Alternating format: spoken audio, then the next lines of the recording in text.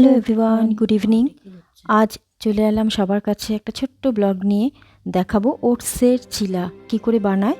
এটা খুব সহজ পদ্ধতি, বাচ্চাদের টিফিন বক্সে অথবা হাজব্যান্ডের বক্সে দেওয়া যেতে পারে। দেখো কি করে বানাচ্ছি আমি।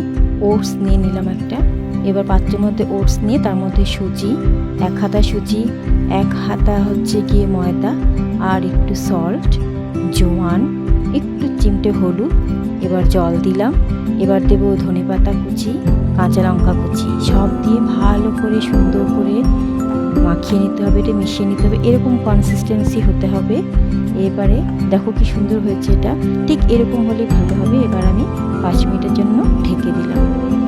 এবার আমি একটা পাশে গ্যাসে তাওয়া বসালাম, তাওয়াটা দেখলাম গরম হয়েছে কিনা। এবার তেল দিলাম, ব্রাশ দিয়ে ভালো করে তেলটাকে তাওয়ার মধ্যে স্প্রেড করে দিলাম। এবার তাওয়াটা একটু ভালো করে গরম হতে হবে, নাহলে ওটসটা নিচে লেগে যাবে। দেখো গরম হয়ে এসেছে। এবার আমি ঢাকনা খুললাম। এবার আস্তে আস্তে এটাকে তাওয়ার মধ্যে স্প্রেড করে দিলাম। দেখো এভাবে স্প্রেড করবে, আর একটু গোল হলেও ভালো হবে। স্প্রেড করার পরে এবার একটু ঢাকা দিয়ে দেবে, তাহলে নাহলে কাঁচা থেকে যাবে। একটু মোটা করে লেই করতে হয় তো। এবারে দেখো নিচটা ভাজা ভাজা হয়ে গেছে। এবার আমি উল্টে দিলাম। এবার এই পাশটা একটু ভাজা হতে হবে।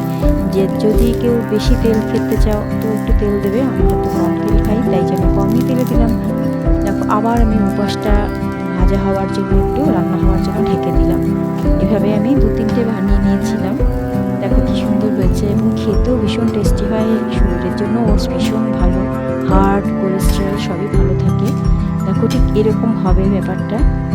কি সুন্দর বক্সের মধ্যে বা প্লেটের মধ্যে সাজিয়ে আচার দিয়ে অথবা চাটনি দিয়ে পরিবেশন করো। ভীষণই টেস্টি একটা সুস্বাদু এবং চটজলদি নাস্তা, ভীষণ ভালো লাগে খেতে। বানিয়ে দেখতে পারো, তোমরা নিশ্চয়ই সবাই বানাও। তো যারা বানাওনি সেটা বানাতে পারো, দেখে খুব সুন্দর হয় খেতে। দেখো কি সুন্দর হয়েছে। এভাবে দুপাশ ভালো করে ভেজে নেবে। ওটস কিন্তু খুবই খুবই উপকারী শরীরের পক্ষে। লুচি পরোটা খাওয়ার থেকে কিন্তু ওটসের চিলা বানিয়ে খাওয়াটা ভীষণই স্বাস্থ্যকর। তো বন্ধুরা, ভালো লাগলে লাইক, সাবস্ক্রাইব অবশ্যই করবে, কমেন্ট করবে কে